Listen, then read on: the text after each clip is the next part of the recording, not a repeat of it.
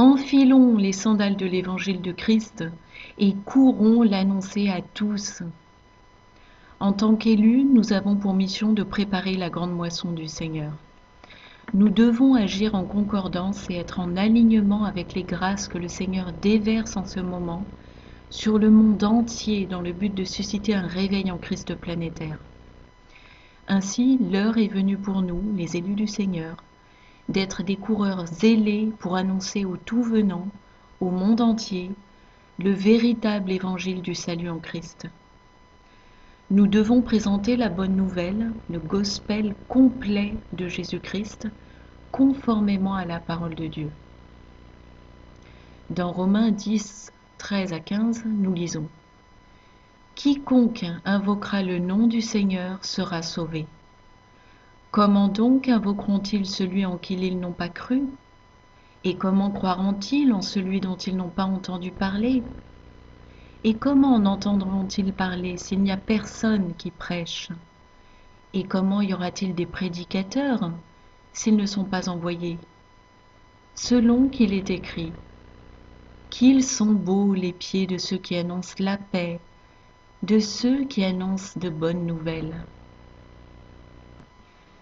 La question qui nous vient est souvent, comment s'y prendre? Je vous propose ici un récapitulatif pour tous nous aider, y compris moi-même, à prêcher l'évangile complet qui mène à la vie éternelle. Voici les versets à utiliser et des commentaires qui pourront vous aider à les expliquer à ceux que vous prêchez. Vous pouvez en faire une fiche à garder sur vous partout où vous allez, par exemple. Même un petit papier chiffonné dans la poche peut être d'un grand secours lorsqu'une occasion impromptue se présente, surtout quand on est timide et qu'on perd facilement ses moyens.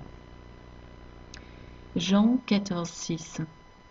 Jésus lui dit « Je suis le chemin, la vérité et la vie. Nul ne vient au Père que par moi. » Commentaire.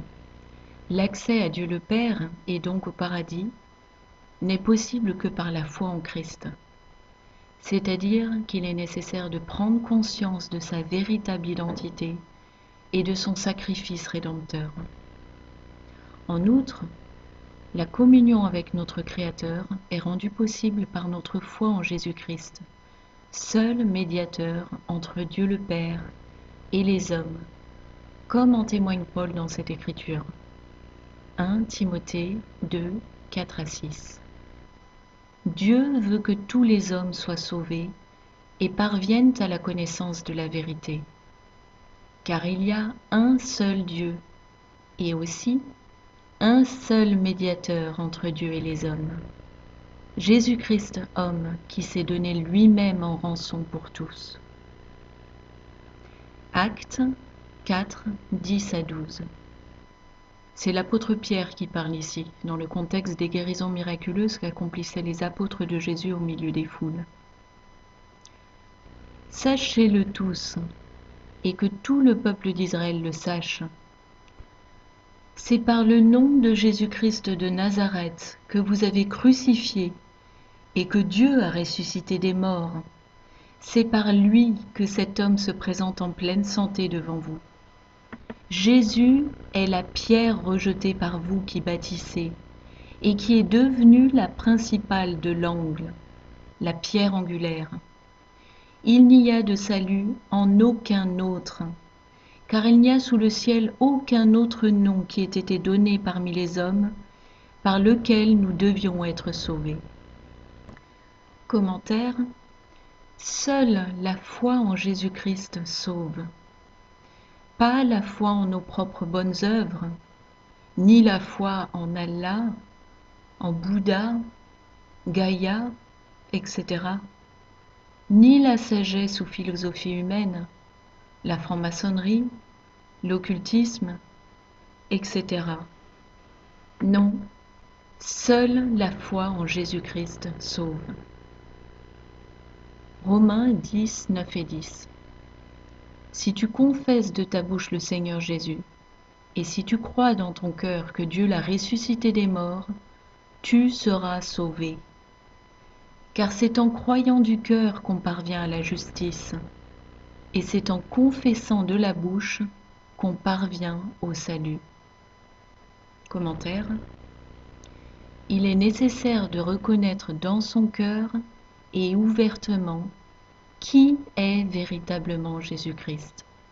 Dieu fait homme, venu dans le monde dans la chair pour mourir sur la croix et racheter ainsi les péchés de l'humanité tout entière, afin de nous rendre l'accès à la vie éternelle, au paradis avec Dieu. 1 Corinthiens 15, 1 à 4. Je vous rappelle, frères, l'évangile que je vous ai annoncé, que vous avez reçu, dans lequel vous avez persévéré, et par lequel vous êtes sauvés, si vous le retenez tel que je vous l'ai annoncé. Autrement, vous auriez cru en vain. Je vous ai annoncé avant tout, comme je l'avais aussi reçu, que Christ est mort pour nos péchés, selon les Écritures, qu'il a été enseveli et qu'il est ressuscité le troisième jour, selon les Écritures. Commentaire.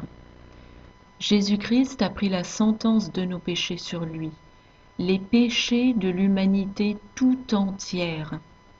C'est pourquoi il a été martyrisé et a subi une mort épouvantable. Apocalypse 21, 8.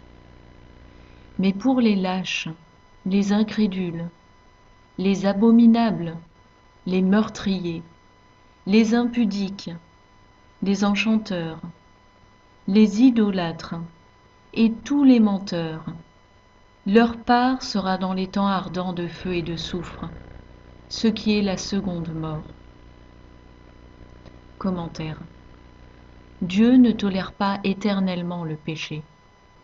Un jour, son jugement tombera, et les hommes qui l'auront rejeté jusqu'au bout, demeurant dans leur péché, verront leur destin scellé. Car l'Écriture est formelle. Le salaire du péché, c'est la mort. Mais le don gratuit de Dieu, c'est la vie éternelle en Jésus-Christ notre Seigneur. Voir Romains 6, 23. 2 Corinthiens 7, 10. En effet, la tristesse selon Dieu produit une repentance à salut, dont on ne se repent jamais, tandis que la tristesse du monde produit la mort. Commentaire. Il ne suffit pas de croire que Jésus est mort sur la croix pour prendre sur lui la punition de nos péchés, qui est la mort éternelle, pour être sauvé. Satan le sait et le croit. Mais il est nécessaire d'accepter son sacrifice sincèrement, ce qui suppose une repentance sincère pour tous ses péchés. La repentance est donc nécessaire au salut. Et la repentance doit être sincère. Dieu lit dans les cœurs. Autrement, nous restons dans nos péchés, donc condamnés au jugement, puis à la mort éternelle. Dieu nous a donné le libre arbitre, de sorte que nous sommes libres de nos choix. Mais nous ne sommes pas libres des conséquences que nos choix entraînent, car Dieu est un Dieu d'ordre et de justice, et il existe des conséquences bonnes ou mauvaises selon nos choix. Ces conséquences sont le résultat de nos choix. Si nous ne choisissons pas Dieu conformément à son plan divin motivé par son immense amour pour nous, alors nous souffrirons son jugement.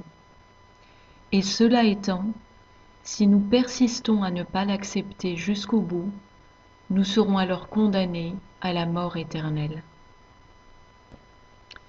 Et pour finir, je vous donne ici des versets pour parer à une remarque que j'opposais moi-même aux croyants lorsque j'étais athée, et qui était: si Dieu existe, pour qu'on l'accepte et l'embrasse, pourquoi ne se fait-il pas clairement connaître? Pourquoi ne se montre-t-il pas au monde entier? D'abord, rappelons-nous que Dieu est esprit, et il se révèle à nous sans cesse au travers de sa création, si merveilleusement diverse et complexe, magnifique de beauté et parfaitement agencée. et dont les créatures animales même témoignent de son amour. Qui peut croire que tout cela a été obtenu sans intelligence créatrice, à partir de rien et spontanément? Dieu répond à de multiples reprises à cette folle façon de penser dans ses Écritures. On lit par exemple Romains 1, 20. En effet, les perfections invisibles de Dieu, sa puissance éternelle et sa divinité, se voient comme à l'œil, depuis la création du monde, quand on les considère dans ses ouvrages. Ils sont donc inexcusables. Psaume 14, 1. L'insensé dit en son cœur, il n'y a point de Dieu. L'Éternel, du haut des cieux, regarde les fils de l'homme, pour voir s'il y a quelqu'un qui soit intelligent, qui cherche Dieu. Dieu se fait désirer, entre guillemets, car non seulement il le mérite, étant la vie, l'amour, la gloire et la perfection même, mais aussi parce qu'il désire être aimé de ses créatures. C'est pourquoi il dit en Jérémie 29, 13 et 14, « Vous me chercherez et vous me trouverez si vous me cherchez de tout votre cœur. Je me laisserai trouver par vous, dit l'Éternel. » Et en Deutéronome 4, 29, « Tu chercheras l'Éternel ton Dieu, tu le trouveras si tu le cherches de tout ton cœur et de toute ton âme. » Et en Jacques 4, 8, « Approchez-vous de Dieu, et il s'approchera de vous. » Conclusion. Ésaïe 55, 6 et 7. Cherchez l'Éternel pendant qu'il se trouve. Invoquez-le tandis qu'il est près. Commentaire. Car un temps très prochain viendra où il jugera ce monde, et ses jugements seront terribles pendant les grandes tribulations. Ne pas choisir Dieu, c'est choisir Satan. Et Dieu livrera alors l'humanité au plan atroce de ce dernier. Et ceux qui ne connaissent pas encore le Seigneur subiront les pires traumatismes, des horreurs comme le monde n'a encore jamais connues. Marc 13, 19 nous dit « Car la détresse en ces jours sera telle qu'il n'y en a point eu de semblable depuis le commencement du monde que Dieu a créé jusqu'à présent, et qu'il n'y en aura jamais. » En effet, l'enfer tout entier, le monde des ténèbres au complet, va être déversé sur terre, ce qui signifie que les forces démoniaques dans leur totalité vont être libérées sur terre, et l'humanité rebelle à Dieu sera ainsi jugée. Ce sera littéralement l'enfer sur terre, à un point qui dépasse l'imagination humaine. En revanche, ceux qui auront reconnu Jésus-Christ, notre Seigneur Dieu, recevront son aide et son secours infaillibles pour surmonter les pires circonstances. Ils sortiront vainqueurs des tribulations, morts ou vivants, car ils seront ajoutés au royaume des cieux pour l'éternité. Car celui qui ne reniera pas sa foi en Christ et qui refusera donc la puce RFID, c'est-à-dire celui qui persévérera jusqu'à la fin, sera sauvé. Matthieu 24, 13. Amen.